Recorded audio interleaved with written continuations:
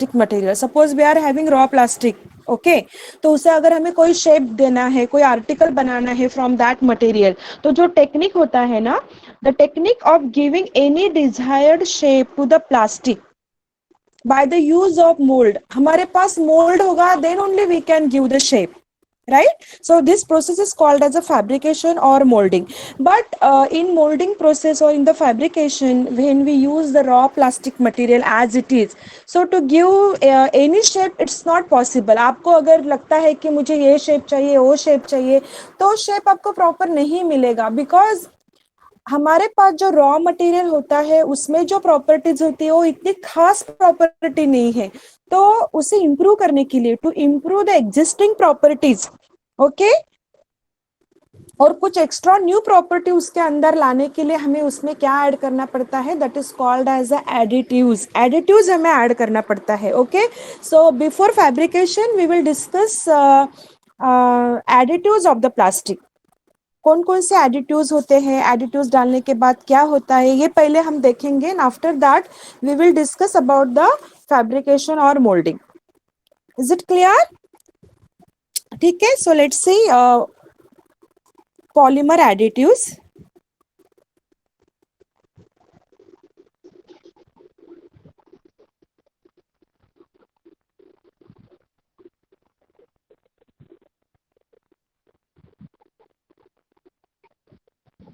Screen is visible?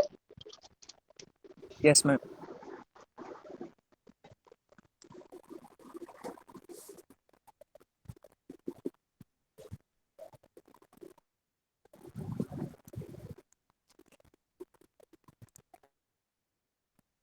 ठीक है, अब हम देखते हैं compounding of molding.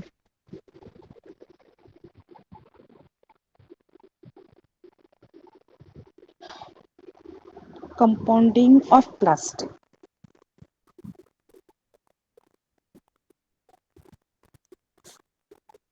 Compounding of plastic कहेंगे, और we can say polymer additives.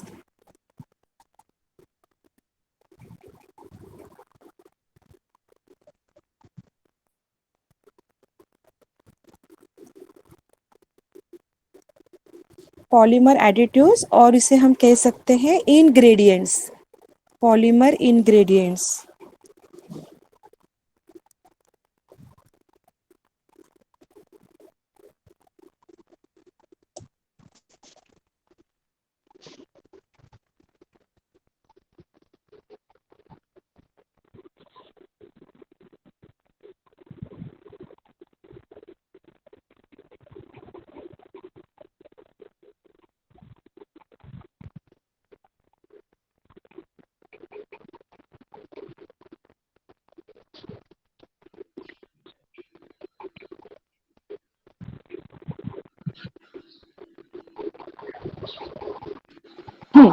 क्या लर्न करेंगे हम, व्हाट इज कंपाउंड, म्यूट करो सब लोग, compounding of plastic and it's also called as polymer additives, or we can say polymer ingredients.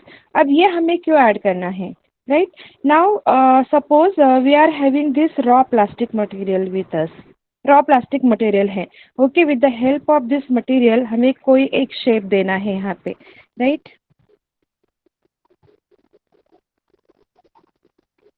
कोई भी एक ऐसा शेप हमें यहाँ पे इसको देना है। अब जैसे हम इसे एज इट इज यूज करेंगे प्लास्टिक मटेरियल को, तो हमें ऐसा फिनिशिंग वाला कोई आर्टिकल नहीं मिल पाएगा, बिकॉज इसके जो प्रॉपर्टीज है ना, ये प्रॉपर्टी इतनी अच्छी प्रॉपर्टी नहीं है कि जिसके हमें कोई फिनिश प्रोडक्ट मिले। सो फॉर दैट हमें इसके अंदर कुछ एक्स्ट्रा मटेरियल ऐड करना है, मतलब कुछ इंग्रेडिएंट्स ऐड करने हैं लाइक दिस, ओके। इसे हम क्या कहेंगे, एडिटिव्स। अब कौन कौन से इंग्रेडिएंट्स हम इसके अंदर ऐड कर सकते हैं, क्या ऐड करना जरूरी है to improve the properties of the raw plastic material, तो उसे हम क्या कहते हैं, जो एडिशन का जो प्रोसेस होता है, addition of the additives, proper additives in proper proportion in the raw plastic material, that is called as a compounding। तो क्या होता है ये compounding of plastic? compounding, तो बीच बीच में ना मुझे एडमिट करने में बहुत तकलीफ होती है इधर। टाइम क्या हुआ अभी लेक्चर का, अभी क्या टाइम है? 10:16. 10:16 हुआ क्या?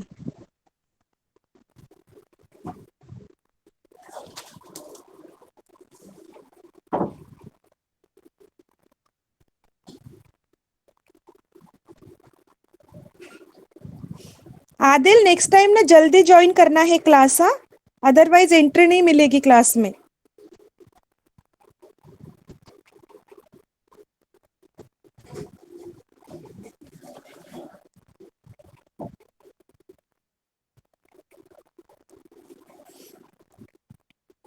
ठीक है, so try to understand what is compounding of plastic. क्या है compounding of plastic? The process of mixing of additives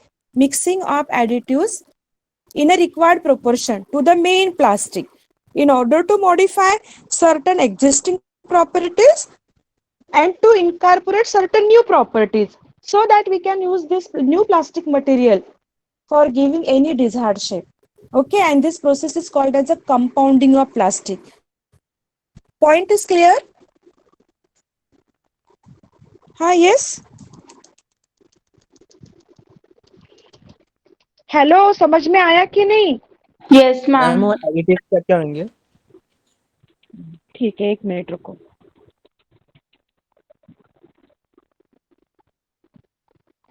देखो, कंपाउंडिंग ऑफ प्लास्टिक का मतलब क्या है, राइट?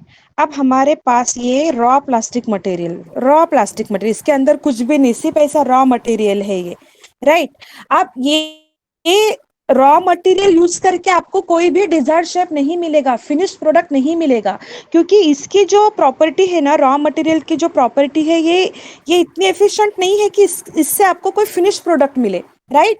तो इसके अंदर हमें कुछ मिक्स करना पड़ता है। मतलब उसके अंदर हम क्या डालते हैं, कुछ इंग्रेडिएंट्स डालते हैं, राइट? जैसे कि क्या है मैं बताती हूँ, पहले आप ये देखो, ये अलग अलग देखो, मैं यहाँ पे ऐड कर रही हूँ, ऐसा ऐड कर रही हूँ मैं यहाँ पे, ठीक है? ये अलग अलग एडिटिव्स यहाँ पे हम ऐड करेंगे लाइक दिस, ठीक है?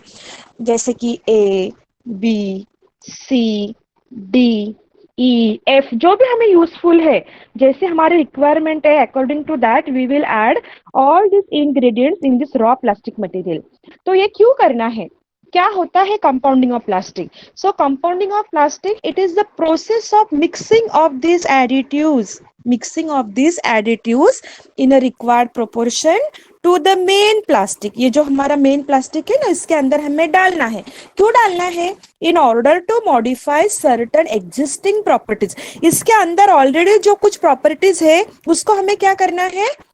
मॉडिफाई करना है।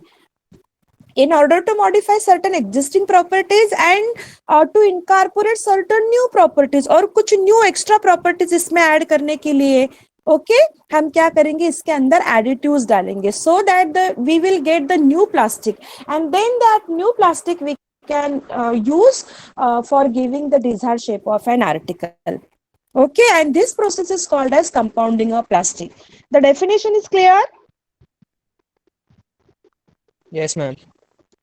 ओके, अब देखो, अब आगे हम देखते हैं कि कौन कौन से और जो हम ऐड करते हैं ना इस प्लास्टिक में, उसी को हम क्या कहेंगे? उसे हम कहेंगे एडिटिव्स, पॉलीमर एडिटिव्स, ठीक है? अब देखो कौन कौन से हो सकते हैं एडिटिव्स। पहला जो है हमारा एडिटिव, जो सबसे मेन है, वो है फीलर। देख, फीलर बाद में देखते, पहले रेजिन देखते हैं। रेजिन्स, पहला एडिटिव्स क्या है हमारे पास? रेजिन। तो ये जो रेजिन हम प्लास्टिक में ऐड करेंगे, फॉर व्हाट? जैसे आप प्लास्टिक में बहुत कुछ ऐड करने वाले हो ना, अलग अलग इंग्रेडिएंट्स हम ऐड करने वाले हैं इसके अंदर।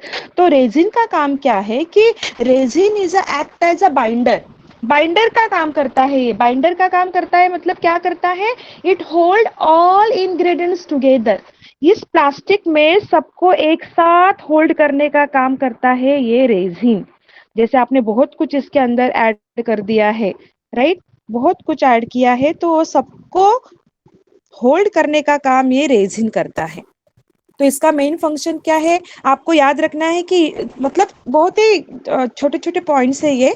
तो रेजिन क्या है कि resin is the main constituents in the plastic.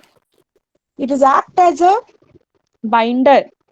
Okay, it act as a binder and it hold various constituents together, and the resin part, we can use the resin part 30% से लेकर आप 100% तक use कर सकते हो। मतलब यही अपना मेन पार्ट रहता है कि जिससे हम क्या बनाते हैं, कोई भी आर्टिकल बनाते हैं, इसे हम रेजिन कहते हैं कि जो सबको होल्ड करने का काम करता है। अब इसके फंक्शंस क्या है, फंक्शंस, अब फंक्शंस देखते हैं हम। ठीक है, पहला फंक्शन क्या बताओगे आप, क्या बताया मैंने just, it's act as a binder. Binder act करता है मतलब क्या होता है, which hold It holds. various constants together, yes, and 30 to 100% part we can use in the product। आपका जो भी प्रोडक्ट है उसमें हम 30 to 100% तक इसे यूज कर सकते हैं। इसे इसलिए हमें यूज करना है कि it gives hardness to the plastic. हमारा जो ये प्लास्टिक है, प्लास्टिक को हार्डनेस देने का काम ये करता है। It imparts the hardness to the plastic. Then अपना जो क्यूरिंग प्रोसेस होता है, देखो इसका मतलब क्या होता है कि रॉ मटेरियल से डायरेक्ट आपको ये जो आर्टिकल बन, मीनिंग जैसे डिजायर्ड शेप आर्टिकल बन मिलता है ना, जैसे ये प्रोसेस है, देखो ये प्रोसेस है ऐसा, या आप इधर रॉ प्लास्टिक मटेरियल यूज कर रहे हो और फिर हीटिंग से और कूलिंग से आपको ये प्रोडक्ट मिल रहा है, यहाँ पे ये प्रोडक्ट मिल रहा है। तो ये जो पूरा प्रोसेस जो होता है that is called as the curing process. Okay, तो अगर आपका मटेरियल अगर थर्मोप्लास्टिक है तो curing is done by cooling. Cooling होने के बाद आपको ये प्रोडक्ट मिलेगा। If your material is thermosetting तो आपको हीटिंग के बाद ये प्रोडक्ट मिलेगा, राइट। तो ये जो raw material to final product का जो प्रोसेस होता है that is called as the curing process. तो अभी जैसे कि जो भी मटेरियल हमारा हम यूज कर रहे हैं यहाँ पे, so during curing process it undergoes polymerisation and it form 3D crosslink structure. मतलब ये जो आपका ये रहेगा ना, ये जो प्रोसेस होगा पॉलीमराइजेशन का, इसमें आपको 3D स्ट्रक्चर मिलेगा, 3D। अब 3D, 3 डायमेंशनल स्ट्रक्चर मतलब क्रॉसलिंक स्ट्रक्चर। क्रॉसलिंक स्ट्रक्चर मतलब ये वीक रहेगा या स्ट्रांग रहेगा, Strong. स्ट्रांग रहेगा, हार्ड रहेगा, बराबर ना। तो आपको ये याद रखना है कि ड्यूरिंग क्यूरिंग प्रोसेस ये जो रेजिन है ना, it undergoes polymerisation and it forms 3 dimensional crosslink network in the product and that's why it became very very strong. समझा?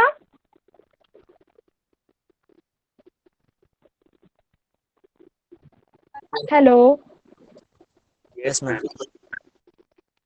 ठीक है, बस इतना ही याद रखना है, जो जो मैंने बताया, बस 3-4 पॉइंट मैंने बताया है। और इसके एग्जाम्पल यूरिया फॉर्मल्डिहाइड, ठीक है, यूरिया फॉर्मल्डिहाइड है, then phenol formaldehyde that is bakelite, and epoxy resin. Epoxy resin, ये 3 एग्जाम्पल याद रखना, ठीक है।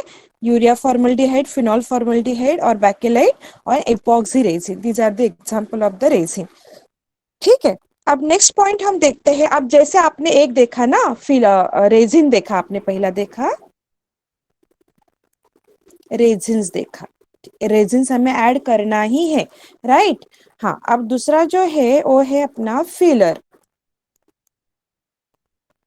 फिलर्स। ठीक है, सो fillers, so this type of materials added in the polymer in order to modify their properties। अब कौन से प्रॉपर्टी सबसे मेन जो है ना, प्रॉपर्टी तो बाद में देखते हैं, before that you try to understand this concept कि ये है हमारा रॉ प्लास्टिक मटेरियल। ऐसा प्लास्टिक मटेरियल है, सारे ये मॉलिक्यूल्स ऐसे है प्लास्टिक के यहाँ पे, ठीक है। तो इसमें जब हम फिलर डालते हैं, फिलर, फिलर क्या है हम देखते हैं। इसके अंदर जब मैं ये ऐसा फिलर ऐड करूंगी ना, एक मिनट, देखो ये इसके अंदर मैंने ये फिलर ऐड कर दिया। जो भी खाली जगह है ना बीच में, ये पूरा उसके बीच में ऐसा बैठ जाएगा। ये पूरा फिलर देखो अंदर डाल रही हूं मैं, लाइक दिस, ये पूरा फिलर है, ठीक है। अब ये फीलर डालने की वजह से क्या होता है कि ये जो प्लास्टिक मटेरियल है इसका वेट रिड्यूस हो जाता है, मतलब ये लाइट इन वेट हो जाता है। लाइट इन वेट है सपोज ये, और आप मार्केट में गए 5 kg 6 kg रॉ मटेरियल ये लेने के लिए, तो आपको ये सस्ता पड़ेगा because of the filler. Filler का काम क्या है, to reduce the cost of plastic per KG, per KG के हिसाब से इसका वेट रिड्यूस करने का काम ये करता है, मतलब ये प्लास्टिक को हल्का बनाता है। अब हल्का कैसे बनाता है, देखो कैसे, कि उसका प्रॉपर्टी है। अब मैं एग्जांपल बताऊंगी तो आपको आइडिया आएगा। देखो अभी एग्जांपल क्या है इसके, एग्जांपल पहले बताती हूँ आपको मैं। हम्म, अब फिलर का एग्जांपल, पहले एग्जांपल बताती हूँ, सिंपल एग्जांपल जो आपको पता है। और सॉडस्ट पता है आपको, सॉडस्ट? क्या होता है सॉडस्ट?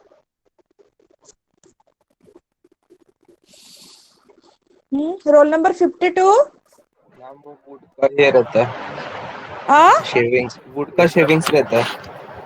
हाँ, वुड डस्ट, उसे भूसा बोलते हैं ना, that we can use as a fuel also. पहले ना वो जो ये डस्ट जो रहता था ना, वो एज अ फ्यूल यूज करते थे, मतलब उसका एक स्पेशल शेगड़ी जैसा रहता था, उसमें ये डालते थे और वो कुकिंग के लिए बहुत यूजफुल था।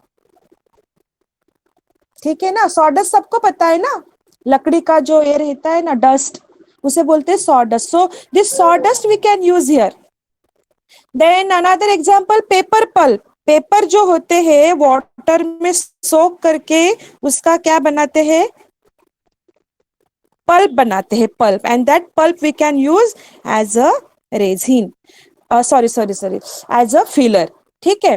फिर दूसरा जो है, दूसरा है कार्बन ब्लैक यूज कर सकते हैं हम, carbon black. Then metal powder, अलग अलग जो मेटल्स होते हैं, for example iron, copper, aluminium, ये जो मेटल होते हैं पाउडर फॉर्म में यूज किया जाता है, इसके अंदर डाला जाता है as a filler. Then asbestos, रुको मैं एग्जांपल लिखती हूँ, आपको आइडिया आएगा। देखो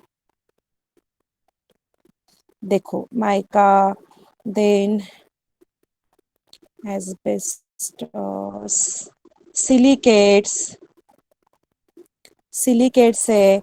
देन क्ले, क्ले भी यूज कर सकते हैं हम। ठीक है। देन टैल्क यूज कर सकते हैं।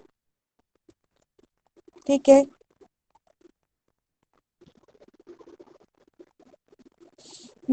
Then metal oxide, power metal oxide use कर सकते हैं। In some cases you can use metal oxide, ये भी पाउडर फॉर्म में यूज किया जाता है। ठीक है। देन ग्राफाइट यूज कर सकते हैं, ग्राफाइट यूज कर सकते हैं, कार्बन ब्लैक यूज कर सकते हैं। तो ये क्या है, actually there are two types of filler, organic and inorganic. अगर अगर हमें दोनों को क्लासिफाई करने तो ऑर्गेनिक में क्या क्या आएगा, sawdust, paper pulp, carbon black, graphite. Inorganic में क्या आ सकता है, different metal like aluminium, copper, iron in powder form, then clay, talc, metal oxide, mica, silicate, asbestos, ये सारे इनऑर्गेनिक फिलर में आते हैं। आपको अगर कंफ्यूजन है कि भाई ऑर्गेनिक कौन सा और इनऑर्गेनिक कौन सा, तो ओवरऑल सब जो जो याद आता है वो लिखना है आपको।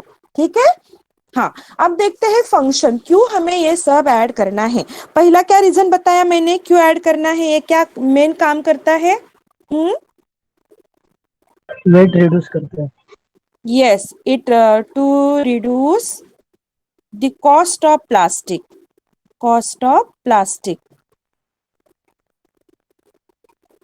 पर केजी, मतलब ये वेट को रिड्यूस करता है। ये पहला पार्ट हो गया हमारा जो आपको याद रखना है। अब दूसरा क्या करता है, so to it impart certain specific properties to the product. अब कैसे प्रॉपर्टीज हो सकते हैं, it impart the better tensile strength.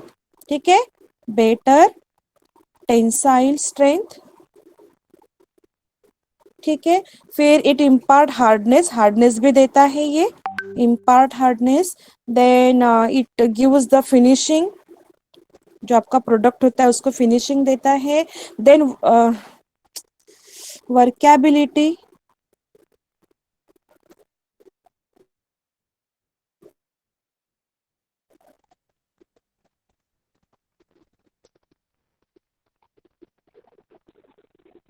ठीक है। फिर it reduces flexibility, it reduces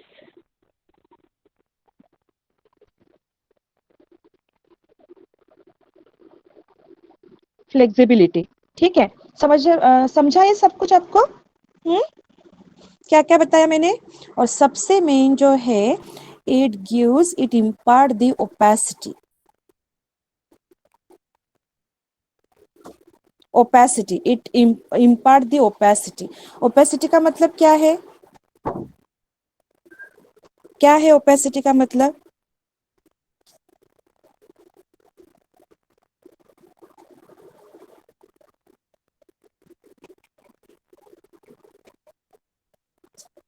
कौन बताएगा?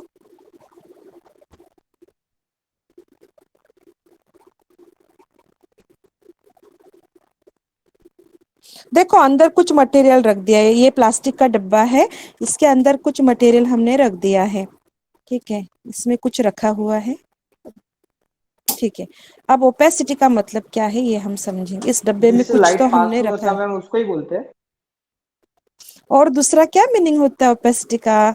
ये देखो, ये दिख रहा है आपको डब्बे में क्या रखा है? दिख रहा है क्या? हाँ,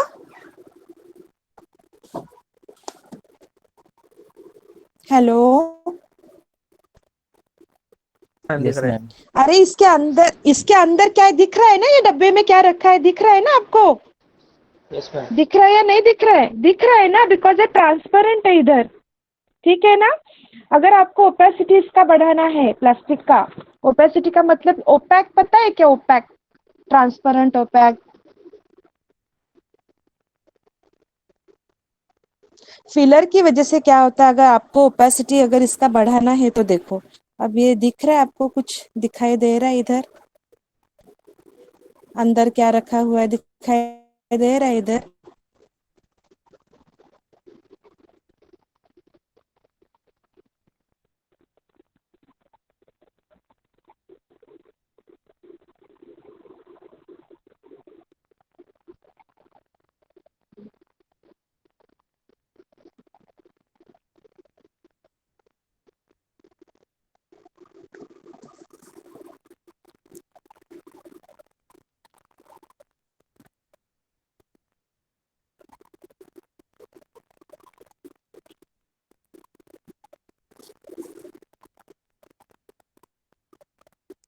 ये डाइस पे भी डिपेंड होता है, ये पिगमेंट और डाइस अगर हम यूज करते हैं ना इसमें, उससे भी ये होता है कि प्लास्टिक के डब्बे में क्या रखा है, ट्रांसपेरेंट रखना है तो क्या करना है, अगर हमें ओपैक बनाना है तो क्या रखना है, तो हम इसमें अलग अलग पिगमेंट्स डाल सकते हैं, डाइस डाल सकते हैं, ओके। अगर आपको ट्रांसपेरेंट कलर रखना है तो पिगमेंट यूज करेंगे हम, नहीं डाइज यूज करेंगे इसको, अगर ओपैक ट्रांसपेरेंट रखना है तो। और पिगमेंट अगर आपने इसमें यूज किया तो क्या होगा, ओपैक बन जाएगा, ठीक है। तो ये है इसके फंक्शंस। सारे फंक्शंस बताए ना मैंने। इट रिड्यूसेस फ्लेक्सिबिलिटी, हाँ। देन सबसे मेन और एक होता है कि it decreases the shrinkage during moulding. जैसे मटेरियल कुछ ऐसा श्रिंक हो जाता है ना, तो ये श्रिंकेज को रिड्यूस कर देता है। रिड्यूस करता है मतलब अपने आप ये क्या बन जाता है, थोड़ा सा हार्ड बन जाता है। सो आपको याद रखना है कि it reduces cost of plastic per KG, then it impart the better tensile strength, hardness, finishing, workability, opacity of the plastic, reduces flexibility and decreases the shrinkage during molding.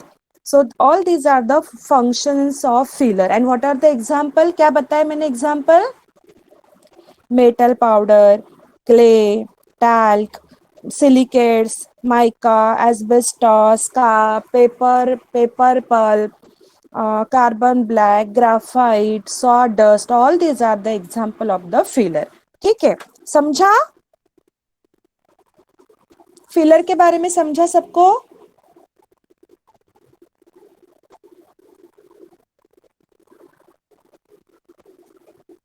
Hello, अरे आवाज नहीं आ रही। आवाज आवाज नहीं आ रही क्या मेरी?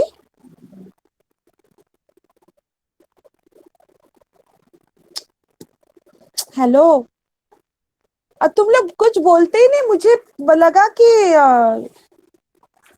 मेरी आवाज ही नहीं आ रही। आप दिख रहा है कितना कंसंट्रेशन है आपका।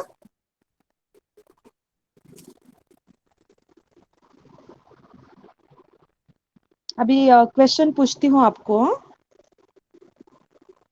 पहले समझाती हूँ, फिर आपको क्वेश्चन पूछने वाली हूँ मैं, आपका प्रैक्टिस हो जाना चाहिए। अभी थर्ड जो है वो है हमारा प्लास्टिसाइजर। थर्ड क्या है? प्लास्टिसाइजर्स। अब प्लास्टिसाइजर्स ये हमारा नेक्स्ट एडिटिव्स है। प्लास्टिसाइजर क्यों ऐड करना है? Plasticizers are added to increase the plasticity and flexibility of the polymer. आपका जो भी पॉलीमर है हमारा, जो प्लास्टिक है हमारा, उस पे फ्लेक्सिबिलिटी लाने के लिए, ठीक है ना, हम क्या करेंगे? प्लास्टिसाइजर यूज करेंगे। आप यू जस्ट इमेजिन हियर कि we are having this plastic, ये हमारे पास ये प्लास्टिक है, ठीक है, ये ऐसे प्लास्टिक मतलब पॉलीमर है ना, ये तो ऐसे ये चेन है, पॉलीमरिक चेन। डायग्राम दिख रहा है ना आपको? Yes ma'am. देखो, अभी ये है हमारा प्लास्टिक, ये क्या है हमारा? ये है हमारा प्लास्टिक। अब प्लास्टिक तो हमने ले लिया, उसको थोड़ा सा देखो इधर प्लास्टिक को, कि यहाँ पे जो प्लास्टिक होता है ये ऐसे एक दूसरे को ऐसे चिपके हुए है, मतलब प्लास्टिक थोड़ा सा ऐसा चिपका हुआ है, कोई मूवमेंट नहीं, कुछ नहीं, एज इट इज है, बराबर। तो आपको अगर मोल्डिंग के लिए इसको यूज करना है तो ये ऐसा चिपका हुआ रहेगा ना, तो उसको थोड़ा सा हमें क्या करना है, थोड़ा सा उसके अंदर मूवमेंट लाना है, फ्लेक्सिबिलिटी लानी है, ओके, थोड़ी सी प्लास्टिसिटी लानी है, उसको सॉफ्ट करना है थोड़ा सा, ओके। तो ये हम कैसा करेंगे? तो इसके लिए we can use the plasticizer. आपके इस जो प्लास्टिक मॉलिक्यूल्स है, इस प्लास्टिक में, इस पॉलीमर में हम क्या करेंगे? हम इधर डाल देंगे प्लास्टिसाइजर। देखो, मैंने इसमें डाल दिया है ये प्लास्टिसाइजर्स मॉलिक्यूल, ये प्लास्टिसाइजर अपना है। देखो, अब जितने सारे ये मॉलिक्यूल चेन थे, उन चेन के बीच में ये सारे जो मॉलिक्यूल्स है इसके, प्लास्टिसाइजर है, ठीक है। देखो, अब क्या होगा, यहाँ पे जो से चिपके हुए या जो भी कुछ था, वो उसमें जो फोर्स ऑफ अट्रैक्शन था ना, वो ये मॉलिक्यूल न्यूट्रलाइज कर देगा, राइट। और जितनी सारी चेन है वो इजीली, मतलब वहां पे इजीली मूव होने लगेंगे with the help of this, हाँ, प्लास्टिसाइजर। देखो, ये प्लास्टिसाइजर की वजह से ना ये ऐसे बराबर ऐसे देखो अच्छे से मूव होने लगेगा। देखो ऐसे,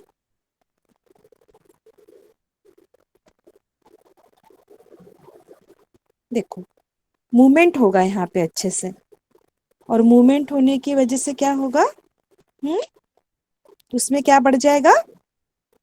फ्लेक्सिबिलिटी बढ़ जाएगा, मतलब अपना जो मटेरियल है ना वो बहुत इजी से, मतलब easily we can use in moulding process. आप देखो इसमें ये जो दिखाया है ना यहाँ पे, ये क्या है? प्लास्टिसाइजर्स। तो it impart the plasticity, flexibility to the plastic, then it lower the softening temperature. जैसे आपको इसको, आप इसको हीट कर रहे हो और आपने प्लास्टिसाइजर डाला, तो ये क्या करता है? It lower the softening temperature, then it impart the flame proofness, it reduces the resistance to the solvent chemical, ये प्रॉपर्टी बढ़ाता है ये, it increases the workability, and सबसे मेन है कि it neutralize the force of attraction between the plastic molecule। force of attraction के क्या करता है? ये न्यूट्रलाइज करता है। ये है प्लास्टिसाइजर के फंक्शन, ठीक है। अब इसके जो एग्जाम्पल्स है, एग्जाम्पल्स आपको याद रखने हैं। ट्राइक्रिसाइल फॉस्फेट, ट्राइक्रिसाइल फॉस्फेट ये एक एग्जाम्पल हुआ, ठीक है। और दूसरा एग्जाम्पल है, दूसरा एग्जाम्पल है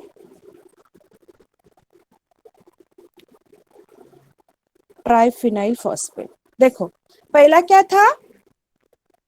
ट्राइक्रिसाइल फॉस्फेट। देखो क्या लिखा था मैंने पहले, हाँ, ट्राइक्रिसाइल फॉस्फेट। और दूसरा एग्जाम्पल क्या है? Triphenyl phosphate, okay. और तीसरा एग्जाम्पल जो है वो मैं लिखती हूँ यहाँ पे, वो है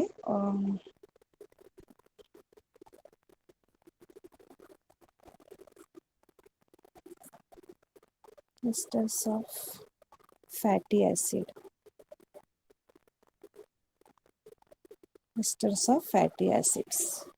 मतलब इसमें सारे ऑयल्स वगैरह मतलब अलग अलग टाइप के, तो इतना कुछ डिटेल लिखने की जरूरत नहीं, डायरेक्ट लिख दो यहाँ पे एस्टर्स ऑफ फैटी एसिड। समझा? Hmm, yes ma'am. ठीक है।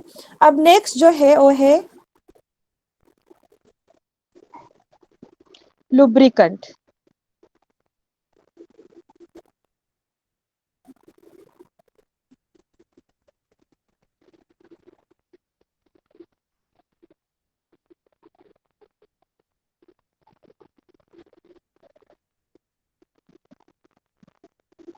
लुब्रिकेंट, अब लुब्रिकेंट क्यों ऐड करना है? This additives are widely used to help the plastic flow in the mould. आपने इस मोल्ड में, आपने देखो ये अपना मोल्ड है, ठीक है, ये अपना क्या है? मोल्डिंग एपरेटस है, ठीक है। ये मोल्डिंग एपरेटस है हमारा, इसमें हमें क्या करना है? इस टाइप का शेप देना है, and for that we are using the plastic material. अब इसका रोल क्या होता है देखो, मोल्ड का, इसका लुब्रिकेंट का। देखो, अब आपके पास है ये अपना प्लास्टिक, राइट? आपने अभी इसमें कुछ डाल दिया है, सपोज जो भी यूजफुल, अब इसमें मैंने इसको पोर कर दिया, ओके। अब ये क्या, जैसे मैं इसमें डाल देती हूँ ना, तो ये इसको ऐसे चिपक जाएगा, चिपक जाएगा पूरा अंदर ऐसे कुछ भी, और जब मैं इस शेप को बाहर निकालूंगी तो थोड़ा मुश्किल हो जाएगा निकालना, राइट? तो हम क्या करेंगे, इसके अंदर अगर हम इसके अंदर लुब्रिकेंट ऐड करते हैं, लुब्रिकेंट, तो लुब्रिकेंट की वजह से क्या होगा? हाँ, अभी चिपकेगा मैंने नहीं। देख, हाँ चिपकेगा नहीं, बराबर। और इससे क्या होगा, जो अपना प्रोडक्ट मिलेगा ना, ये जो आपका प्रोडक्ट मिलने वाला है, देखो ये वाला प्रोडक्ट, ये जो आपका प्रोडक्ट मिलने वाला है, इसमें क्या होगा? इसमें हाँ ग्लॉसी फिनिशिंग आएगा। इसमें क्या आएगा? लुब्रिकेंट की वजह से थोड़ा सा ग्लॉसी फिनिशिंग आएगा। आप इमेजिन करो, आपने एक में डाला हुआ है, दूसरे में नहीं, तो निकालने में भी प्रॉब्लम हो जाएगा, उसमें फिनिशिंग भी नहीं रहेगी, ऐसा कुछ तो अलग मिलेगा। But when we use the lubricant तो क्या होगा? हाँ, it impart the glossy finishing to the product, it prevent the sticking to this plastic material, this mold, it impart the flawlessness, एकदम फिनिशिंग दिखेगा आपको, कुछ प्रॉब्लम नहीं, ठीक है। तो यही इसका मेन काम है एक्चुअली। ये जो lubricants होते हैं, usually the waxy material we can use here because it reduces the stickiness of the plastic in the moulding equipment. ये ऐसा बिल्कुल भी नहीं चिपकेगा, इसलिए लुब्रिकेंट ऐड करना बहुत इंपॉर्टेंट है। सो कौन से लुब्रिकेंट हम यूज कर सकते हैं इसमें? We can use soap solution, we can use the esters of fatty acid, oleates, wax, ये सारे एग्जांपल है लुब्रिकेंट के। समझा? चलो जल्दी रिप्लाई करो, समझा आपको ये? Yes ma'am. ठीक है, ओके, चलो ये भी हम अपना हो गया। कितने हो गए अभी तक? 4 हो गए ना? हाँ, अब बारी आती है, नेक्स्ट आता है पिगमेंट्स।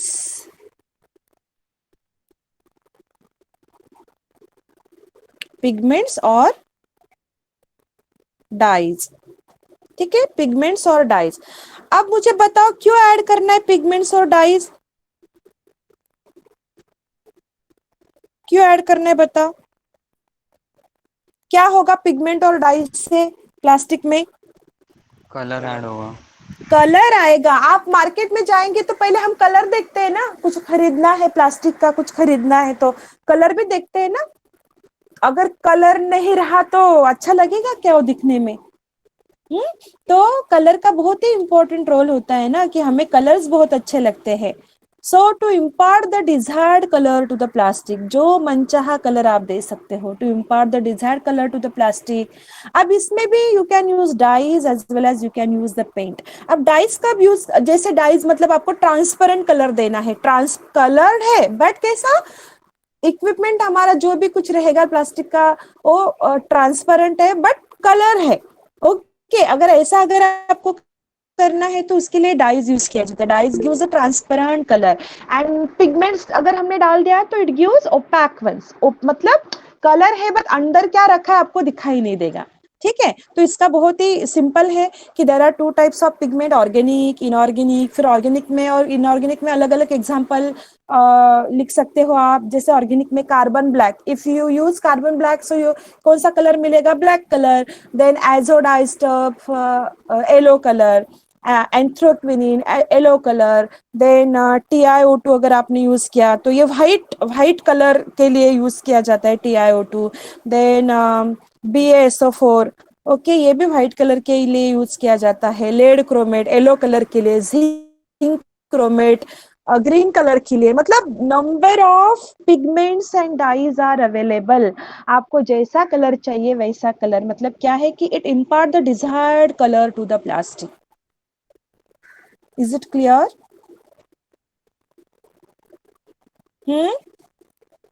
Yes, ma'am. Yes. ठीक है, फिर बारी आती है स्टेबलाइजर की।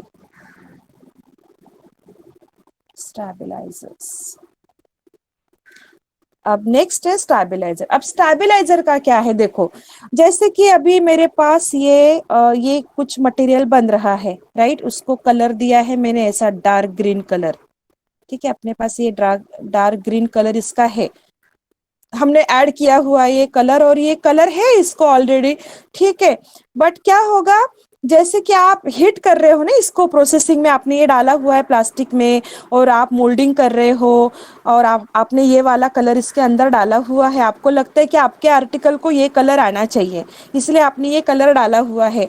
बट क्या होगा, ड्यू टू द हीटिंग क्या हो सकता है, कलर पर डिकलराइजेशन होने के चांसेस होते हैं बिकॉज ऑफ द हीटिंग, ठीक है। सो या इसका डिकम्पोजिशन हो सकता है। So in order to prevent decomposition, decolourization of the plastic material at moulding temperature, moulding temperature पे अगर इसका डिकम्पोजिशन हो रहा है या डीकलराइजेशन हो रहा है तो उसे हाँ फॉर दैट पर so we can use the stabilizer. मतलब stabilizers can be use for what, to prevent the decomposition and decolorization of the plastic at a molding temperature. Point is clear? Moulding करने के लिए आपको जो temperature चाहिए, तो problem ये हो रहा है कि ये टेम्परेचर रहा तो ही मोल्डिंग होगा, बट इस टेम्परेचर पे क्या हो रहा है, इसका डीकलराइजेशन हो सकता है, इसका डीकम्पोजिशन हो सकता है। तो इसे प्रिवेंट करने के लिए हम उसके अंदर क्या यूज कर सकते हैं, हाँ, stabilizer. It retard the degradation of the plastic and it improve the thermal stability. जैसे कि व्हाइट लेड है, then stearates of lead, calcium, beryllium, बहुत सारे हैं, number of stabilizers are there we can use in order to prevent decomposition and decolourization, ठीक है। तो ये रोल हुआ स्टेबलाइजर का। देन लास्ट हाँ कैटलिस्ट बाकी है ना अपना, फिर आता है कैटलिस्ट। कैटलिस्ट कहेंगे या इसको कहेंगे एक्सीलरेटर्स। देखो क्यों यूज करते हैं ये, हाँ एक बात याद रखनी है, दिस कैटलिस्ट और accelerators are use only in thermosetting. Thermosetting में ही ज्यादा जरूरत पड़ती है इसकी।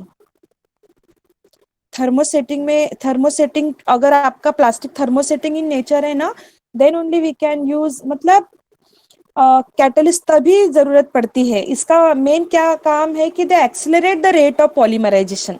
ये थर्मोसेटिंग थोड़ा स्ट्रांग होता है ना, तो इसीलिए इसका जो रेट ऑफ पॉलीमराइजेशन बढ़ाने के लिए we can use the catalyst. कौन कौन से यूज कर सकते हैं, H2O2 है, then benzoyl peroxide, zinc oxide, benzoyl peroxide, H2O2, बहुत सारे हैं, ठीक है।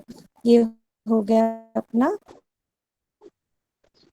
उसके बाद आता है initiators.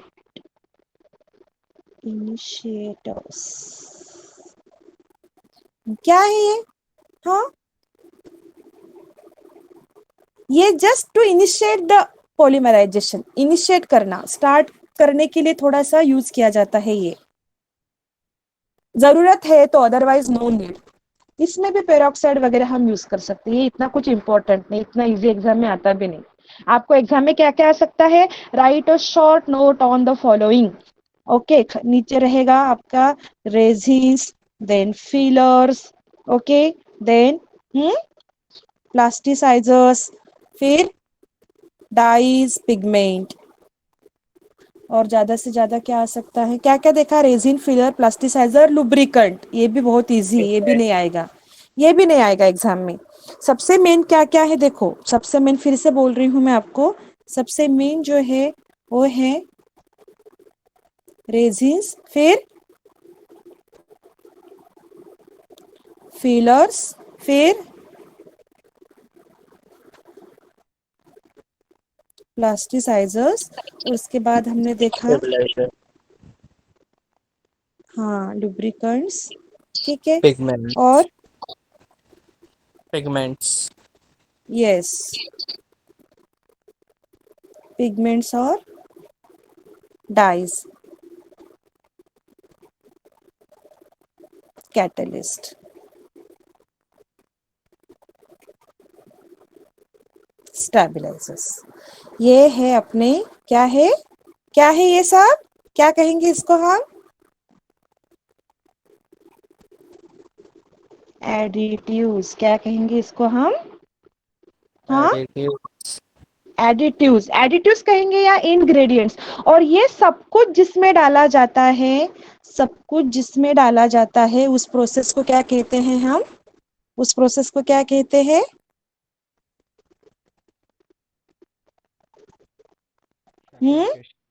Compounding of plastics. Compounding of plastic. समझा? अब ये सब जानने के बाद फिर हम सोचते हैं अबाउट द फैब्रिकेशन। फिर हम बात करेंगे फैब्रिकेशन की। फिर फैब्रिकेशन में देर आर 4 मेथड। 4 मेथड कौन से मेथड बताई मैंने आपको? आपको नेक्स्ट नेक्स्ट लेक्चर में देखेंगे। 4 मेथड हमें लर्न करनी है। एक जो है हमारा है कॉम्प्रेशन मोल्डिंग, ठीक है। दूसरा है हमारा ट्रांसफर मोल्डिंग, फिर है हमारा injection moulding, and last is extrusion moulding. ये 4 मेथड हमें लर्न करनी है, ये 4 मेथड हमें लर्न करनी है। Okay, so shall I stop?